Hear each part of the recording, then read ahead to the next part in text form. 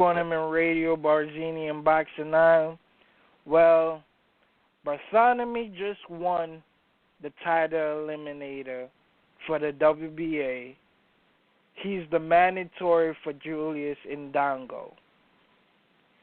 Julius Indongo versus Rances Barthelemy. Oh man, I love this fight. They both tall fighters. They're both 5'11".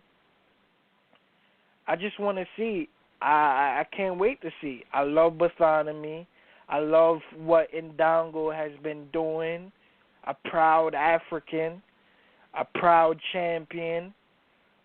Barthelemy didn't look.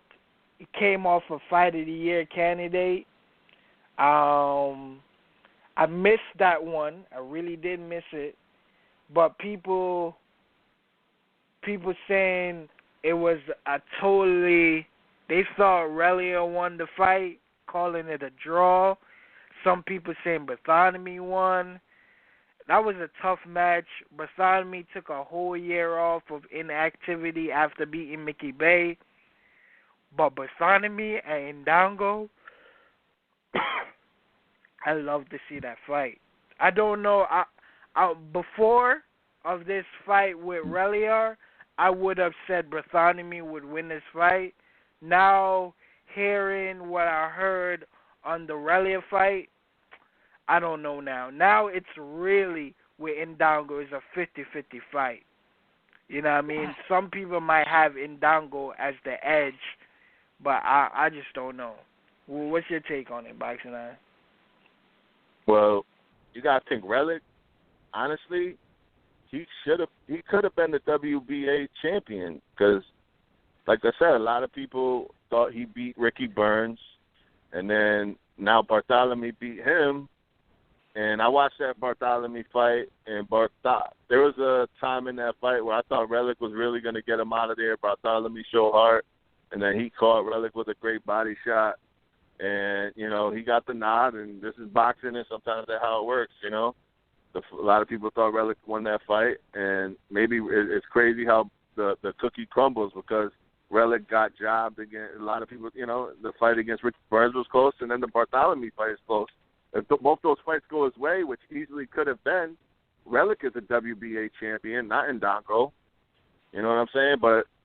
Or maybe it goes his way against Ricky Burns, and then he loses to Barthelemy. But no, Indongo's got both belts now. This is boxing, and that's how close it can be. The fight Barthelemy and Indongo, I don't know, man. That would be a pretty good fight.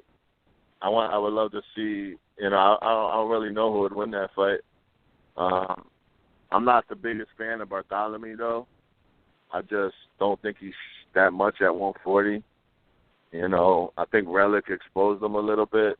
You know, he's not all put together at 140. I'm sorry. He wasn't using his jab enough for me in the Relikh fight. He wasn't, you know, hitting him with the 1-2 like I would like. He was just being, you know, I don't know. So who would you favor in the Indongo and Barthelemy? Well, the only fight I've seen Indongo fight was the Burns fight. So he's got power. I think his power would give Barthelemy. I think if he caught, I think he might be able to. You did see the Travolowski fight. Yeah, but that wasn't much tape for us. Though that was just a fucking savage knockout. He's a lanky ass southpaw. I mean, and he's rangy as fuck. So is Barthelemy, but Indongo's been at 140 a little longer. So I would lean towards Indongo. I'm hoping that Indongo, that fight gets. I don't mind actually.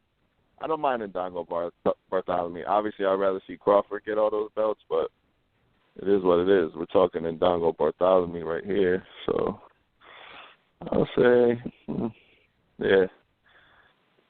It's a good fight. It's a good fight, like you said. It's a good fight. You know, it's good fight. We'll see who if Barthelemy's got what it takes or not. He's done. You know what I'm saying? Adrien Broner is calling him shit. Barthelemy shit, you know. I was joking around with you.